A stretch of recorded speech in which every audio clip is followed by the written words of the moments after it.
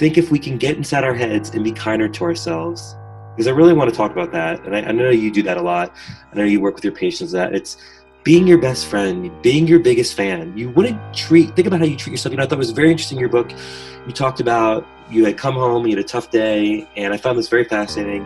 And you talked to, your spouse at the time, and you said, probably wasn't the best talk, probably was a little negative, a little short. I wouldn't talk to a stranger that way. I believe that's how you quoted it, right? Am I right?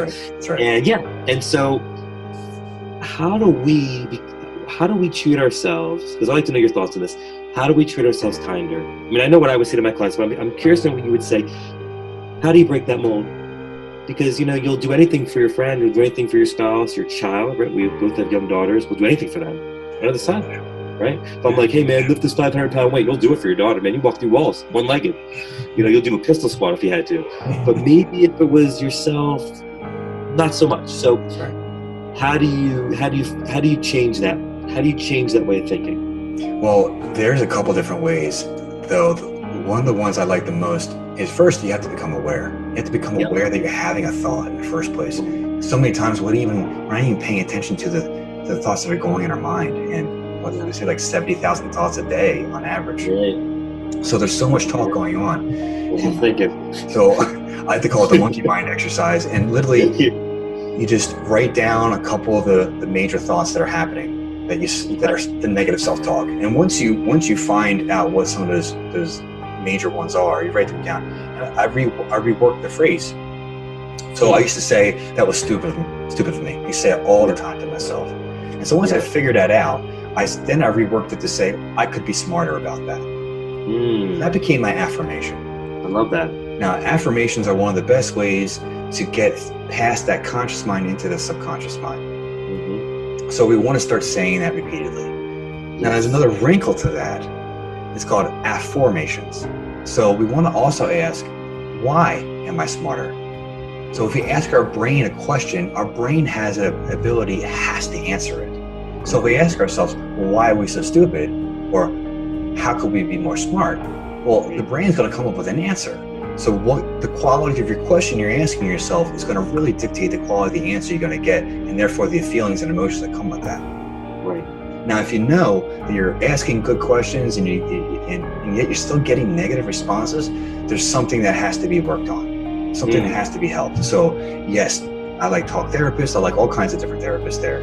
But there's lots of self-healing techniques. There's something called emotional freedom technique, where you tap different spots on your body that are related to the acupuncture system. Mm-hmm. There's something called the Sedona method, and you ask yourself different questions, these why questions, these could you questions, these is it possible type questions. And it's as if, just like we talked about earlier with welcoming it in, it almost releases the intensity of the experience and you feel more peaceful.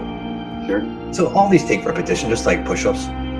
So you get better and better and better. So step number one is awareness, waking up, saying, yes, I know I can be better. Yes, I want to be better, and I deserve to be better. That's right. Thanks. So, you use the word deserve, which is another one of my steps, one of my mantras about you are worthy.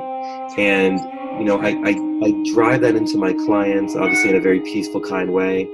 That was a lot of my journey, a lot of what I had to work on, because, when bad things happen to us, we just sort of believe that that's what we were meant to have, that we were meant to experience that. So if somebody abuses you or hurts you, especially as a young child, you start thinking, well, you know what?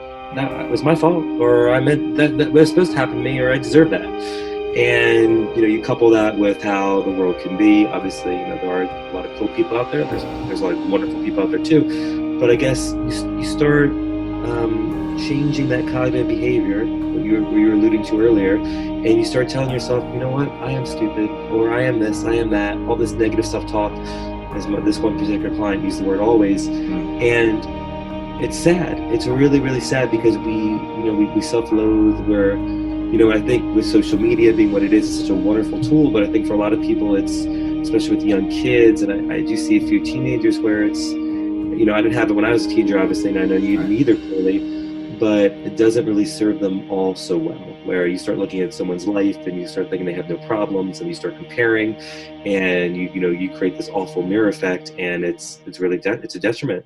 So I completely agree with you. I think these are all wonderful tools. I'm a huge fan of therapy, cognitive behavior therapy, of course, Yeah, yeah. journaling, meditation, obviously Right. the physical part, all of that. But I think it's not a one size fits all, which you mentioned. And so I think it's whatever serves somebody in a healthy way. But